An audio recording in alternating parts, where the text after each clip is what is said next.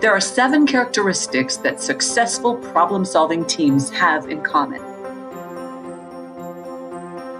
They are well prepared, which means they not only have done their homework, but they've also considered what might happen and have made plans to deal with it.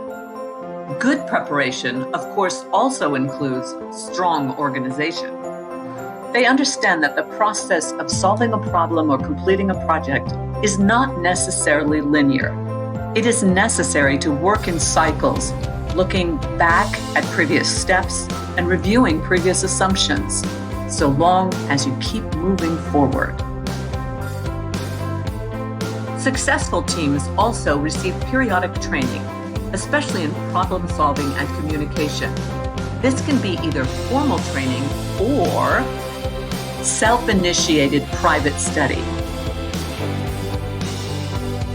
Successful teams also examine their underlying assumptions, and they look honestly to see if their opinions are getting in the way of success. Almost every group has a dominant personality. Others tend to follow out of fear of criticism, or because they genuinely admire the dominant person. And introverts, who reflect before speaking, tend to be rolled over easily by strong personalities.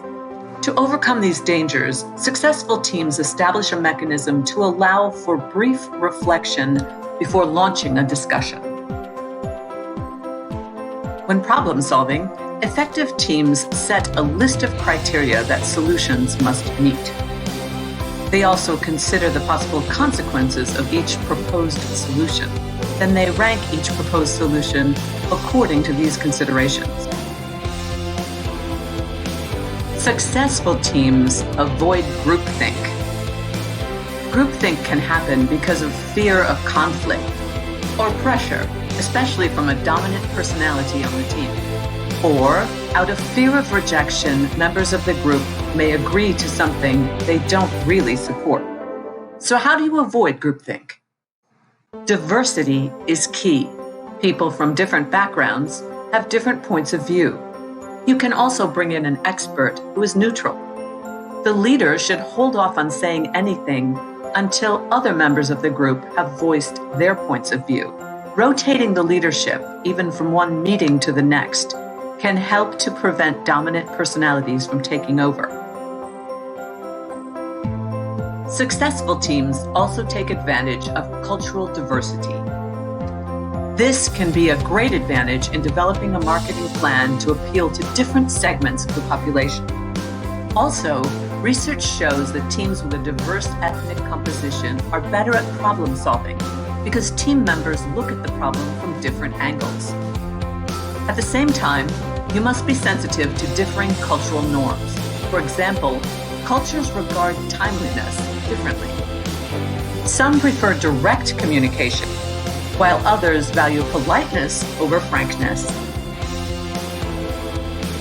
And finally, successful teams have the ability to operate virtually.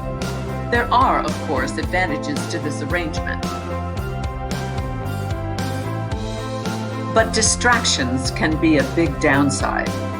More importantly, you miss the opportunities for discussions on the sidelines of meetings, where you make connections and build relationships. And perhaps most importantly, it is challenging to gauge other people's emotions and respond to them appropriately in a virtual environment. The key here is flexibility, using face-to-face meetings when you can, and using virtual meetings to supplement when necessary.